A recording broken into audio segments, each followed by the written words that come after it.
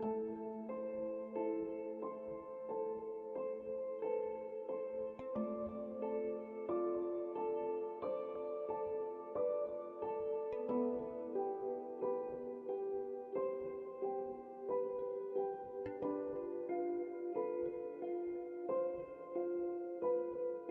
first came to Cambodia in 2010 to work on the Phnom Penh Central Market renovation. During that process, I could collect a lot of information, going to National Archive in Phnom Penh, also with a partner in Europe, how Kampot city was developing during the protectorate and after the protectorate. At that time, it's another engineer who introduced me to Hugh, who became our client and who recently purchased the property. After living in Kampot for many years and walking past this building many times, I saw a post on Facebook of the original fish market, the original Kampot fish market. And it just stunned me because I'd come past this building so many times and looked nothing like it. Yet seeing this picture on Facebook stirred something inside me. It was fascinating.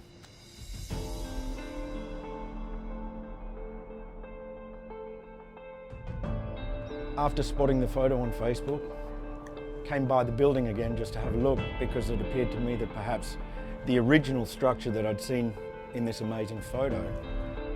And after approaching Olivier and asking him if he knew anything about the history of the building, we started to research in Phnom Penh and in Kampot about the history of the building. And we found that it had been from 1901, the original Kampot fish market, and then it became a radio station in the 1950s.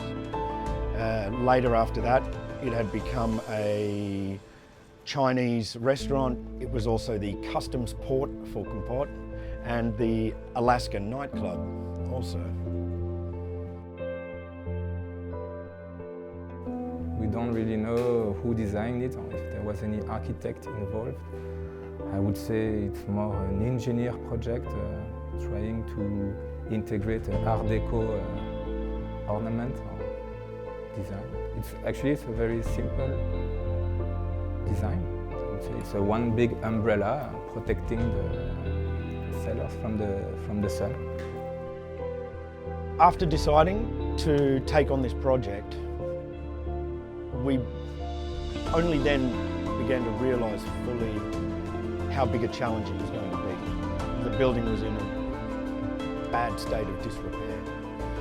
And looking at this project before we bought the building and after we bought the building was two very different views. Afterwards it dawned on me in its entirety how much of a challenge it was going to be.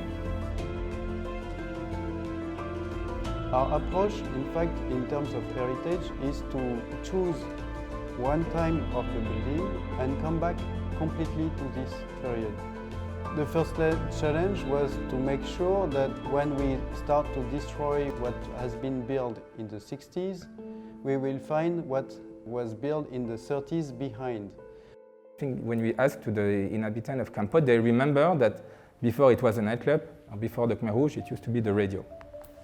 Few people knew it was a fish market.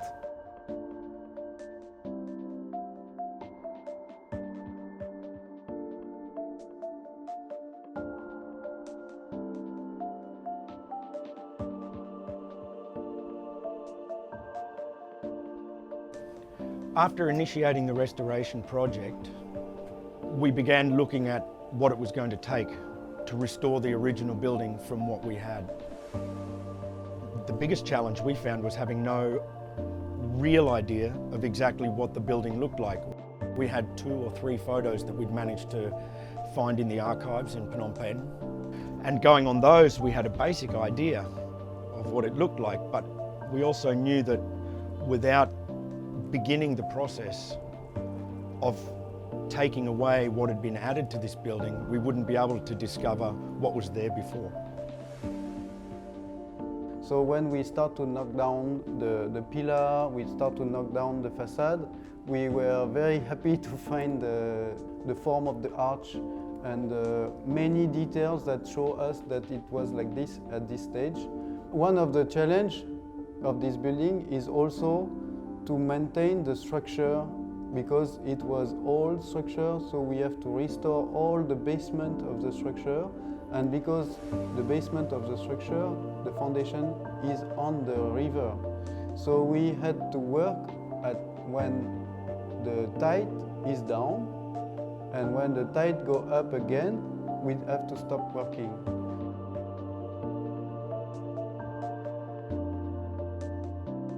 By the fact that we find another house very similar in Kampot, it was easy to copy the details, because we knew that these details are from the same builders.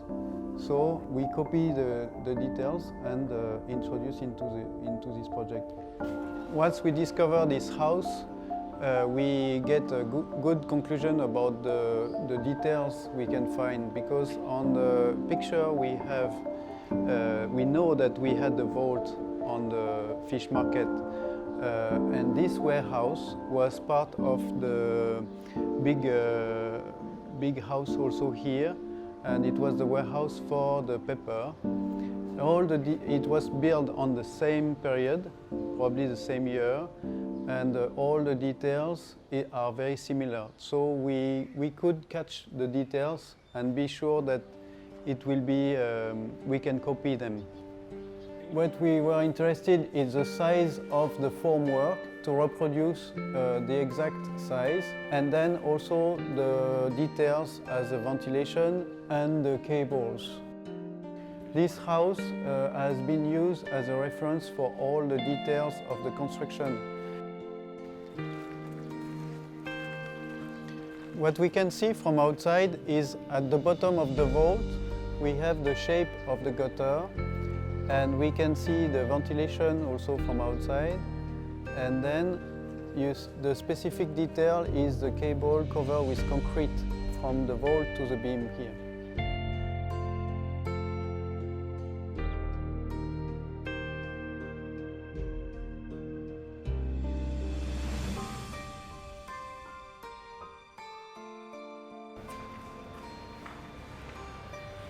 What we can see here at the bottom of the vault is the shape of the gutter, the shape of the columns, and the cables crossing the vault. The vault itself, we use the same shape of the formwork to get the same rhythm of the lines on the concrete.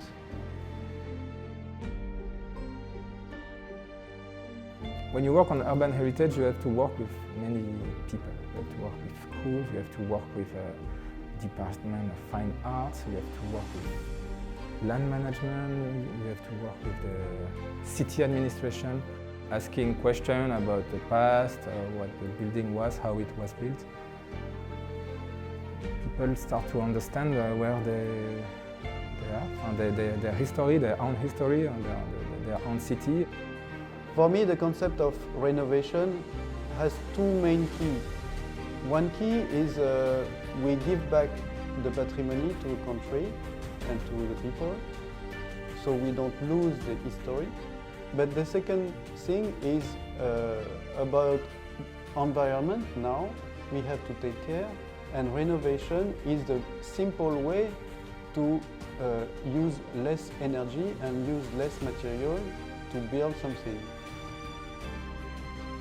I really consider this building as a witness of the development of Kampot. By questioning or by looking at the history, it reflects how the city changed.